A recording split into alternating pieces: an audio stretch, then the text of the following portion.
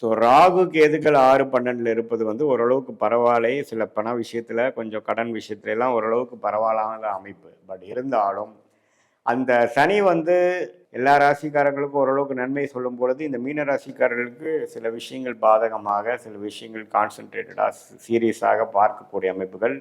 மாத கிரகத்தின் சஞ்சாரமும் பார்த்தீங்கன்னா ஒரு மாதிரி அந்த செப்டம்பர் அக்டோபர் மாதம்லாம் ஓரளவுக்கு சிரமமாக இருக்கக்கூடிய அமைப்பு இருக்குது. ஏன்னா 8ஆம் இடத்துல வந்து போகிறார்கள்.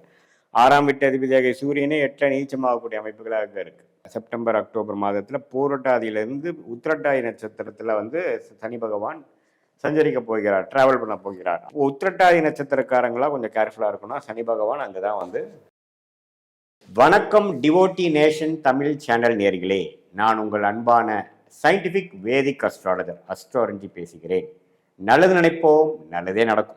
அடுத்த வரக்கூடிய 120 நாட்கள், அதாவது அடுத்த வரக்கூடிய 4 மாதங்கள், செப்டம்பர் 1ஆம் தேதியிலிருந்து 2025 டிசம்பர் 31ஆம் தேதி வரைக்கும் அந்த 4 மாதங்கள் மீனராசிக்காரர்களுக்கு எத்தகைய ஒரு பலாபலன்கள் நிறைந்த ஒரு காலகட்டமாக இருக்க போகுதுங்கிறது துல்லியமான சயின்டிஃபிக் வேதிக் அஸ்ட்ராலஜி முறையில் எந்தவித பரிகாரங்கள் அது மாதிரி விஷயங்கள் பார்க்காமல் உள்ளது உறவாறு சயின்டிஃபிக் அடிப்படையில் பார்க்க போகிறோம். இப்போ பாருங்க, 2025 ஏப்ரல் மாதத்திலிருந்தே சனிப்பெயர்ச்சி ஆனது வந்து மீனராசிக்கு ஒரு ஜென்மசனி விஷயத்தை கொடுக்கிறார். ராசிக்குள்ள சனி வருகிறார், பூரட்டாதி நட்சத்திரத்தில் சஞ்சரிச்சிருக்கிறார். அடுத்து வரக்கூடிய செப்டம்பர் அக்டோபர் மாதத்தில் பூரட்டாதியிலிருந்து உத்திரட்டாதி நட்சத்திரத்தில் வந்து சனி பகவான் சஞ்சரிக்க போகிறார், டிராவல் பண்ண போகிறார். அந்த அடிப்படையில் என்னன்னா, எந்த நட்சத்திரத்தில் எந்த ராசியில் நாம் பிறக்கிறோமோ அந்த நட்சத்திரத்தில் சனி பகவான் டிராவல் பண்ணும் பொழுது சில பிரச்சனைகளும் சில மன அழுத்தத்தையும் கொடுக்குவார் அப்படிங்கிறது தான் பொது விதி. ஸோ அந்த அடிப்படையில் மீனராசிக்காரர்கள் ரொம்ப கேர்ஃபுல்லாக இருக்கணும். குறிப்பாக பார்த்தீங்கன்னா புரட்டாதி நட்சத்திரக்காரங்களை பாதிச்சிருந்தாங்க. செப்டம்பருக்கு மேலே பார்த்தீங்கன்னா அக்டோபர் மேலே உத்திரட்டாதி நட்சத்திரக்காரங்களாக கொஞ்சம் கேர்ஃபுல்லாக இருக்கணும். சனி பகவான் அங்கே தான் வந்து ட்ராவல் பண்ணுறாரு. குருந்தாலும் குருவின் பார்வை 10ஆம் இடத்துல இருக்கிறதுனால தொழிலில் கொஞ்சம் மேன்மை இருக்கும், வேலையில் ஒரு மேன்மை இருக்கும். அப்படி ஒன்றும் பிரச்சனைகள் வராது. பட் இருந்தாலும் ஓரளவுக்கு கேர்ஃபுல்லாக இருக்கணும். நம்மளுடைய விஷயங்கள், நம்மளுடைய உறவுகள் விஷயங்கள், வேலை விஷயங்கள், வாழ்வாதார விஷயங்கள், உடல்நல விஷயங்கள் எல்லாம் கொஞ்சம் கேர்ஃபுல்லாக இருக்கக்கூடிய அமைப்புகள் தேவைப்படுகிறது. ராகு 12ஆம் இடத்துலேருந்து குரு பார்வை பெறுவதனால விரயங்களுக்கு பிரச்சனை இல்லை. கொஞ்சம் டிராவலிங்காக அப்படி இப்படின்னு அலைச்சல்கள் செலவுகள் கொஞ்சம் கொடுக்கும். கேது வந்து 6ஆம் இடத்துல இருக்கிறார். ஸோ ராகு கேதுக்கள் 6 12 இருப்பது வந்து ஓரளவுக்கு பரவாயில்லை. சில பண விஷயத்தில் கொஞ்சம் கடன் விஷயத்துல எல்லாம் ஓரளவுக்கு பரவாயில்லாத அமைப்பு. பட் இருந்தாலும் அந்த சனி வந்து ராசிக்குள்ளிருந்து ஜென்மசனி நடப்பதனால் கொஞ்சம் கேர்ஃபுல்லாக இருக்க வேண்டிய அமைப்பு தேவைப்படுகிறது. அதே சமயத்தில் மாத காரங்கள் எப்படி போகுதுன்னா, ராசி அதிபதியை குருவால் பார்க்கப்படக்கூடிய புதன், சுக்கிரன், சூரியன், செவ்வாய் பார்த்தீங்கன்னா இந்த செப்டம்பருக்கு மேலே அக்டோபர் நவம்பர் டிசம்பரில் வருகிறார். ஸோ அந்த டைமில் பாருங்கள், என்னதான் புதன் சுக்கிரன் வந்து 8ல் மறைஞ்சாலும் குரு பார்வை பெறுகிறார்கள். ஸோ அந்த அமைப்பில் பார்த்தீங்கன்னா கொஞ்சம் வராத பணம், கொஞ்சம் கூட்டமைப்பில் வரக்கூடிய பணம், சுப விரயங்களால் வரக்கூடியது, பங்குதார் மூலமாக வர்றது, மனைவி மூலமாக வர்றது, கணவர் மூலமாக வர்றது, அது மாதிரி சில அமைப்புகள் உண்டு. பட் இருந்தாலும் அந்த அமைப்பு 8ஆம் இடத்துல தான் நடக்குதே ஒழிய 7ஆம் இடம் 9ஆம் இடத்துல நடக்கல. ஸோ அதனால் கொஞ்சம் கேர்ஃபுல்லாக இருக்கக்கூடிய அமைப்புகள் தேவைப்படுகிறது. ஸோ மாத கிரகத்தின் சஞ்சாரமும் பார்த்தீங்கன்னா ஒரு மாதிரி அந்த செப்டம்பர் அக்டோபர் மாதம்லாம் ஓரளவுக்கு சிரமமாக இருக்கக்கூடிய அமைப்பு இருக்குது. ஏன்னா 8ஆம் இடத்துல வந்து போகிறார்கள். 6ஆம் வீட்டு அதிபதியாக சூரியனே 8 நீச்சமாகக்கூடிய அமைப்புகளாக இருக்கு.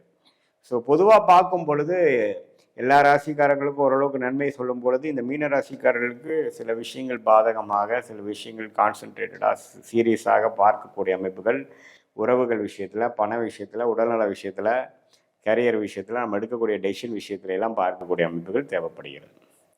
ஸோ இதுதான் வந்து ஒரு பொதுவான பலன்களை தவிர, உங்களுடைய ஜென்ம ஜாதகத்தில் நீங்கள் பிறந்த தேதி, பிறந்த நேரம் வைத்து எந்த மாதிரி ஒரு தசாபுக்தியில் பிறந்தீங்க, என்ன தசை, எந்த புக்தி, அந்த தசநாதன் முக்திநாதன் எப்படி இருக்கிறார், எந்த நட்சத்திரம் இருக்கிறார், நல்ல ஆதிபத்தியமான தசைகள் போய்கொண்டிருக்கிறதா, அல்லது ஒரு சிரமமான ஆதிபத்தியங்கள் போய்கொண்டிருக்கிறதா, குருவின் பார்வையில் இருக்கக்கூடிய தசைகளா, சனியின் பார்வையில் இருக்கக்கூடிய தசைகளா, இதெல்லாம் வந்து பார்த்து நம்ம சொன்ன இந்த கோச்சார மீனராசியோட கோச்சார அமைப்பு, ஜென்மசனி அமைப்போட சேர்த்து பார்க்கும் பொழுது ஒன்றுமே ஒரு துல்லியமான பலாபலன்கள் எப்படி நமக்கு அடுத்த வரக்கூடிய 3 மாதங்கள் 4 மாதங்கள் இருக்க போகிறது, அதுக்கு அடுத்த வரக்கூடிய லாங் டேர்ம் விஷயங்கள் எப்படி இருக்குது, எந்த நேரத்தில் எப்படி எடுக்கக்கூடிய அமைப்புகள் இருக்குது, நம்ம பிராப்தங்கள் எது மாதிரி காமிக்கிறது, மாற்றங்கள் நிறைந்ததாக இருக்கிறதா, அல்லது கொஞ்சம் ஸ்லோவாக போகக்கூடிய அமைப்புகளாக இருக்கா, அல்லது கொஞ்சம் நம்ம எதிர்பார்க்குற விஷயம் உடனே நடக்கக்கூடியதா, கொஞ்சம் டிலேவோடு நடக்குதா, உடல் நலம் எப்படி இருக்க போகிறது,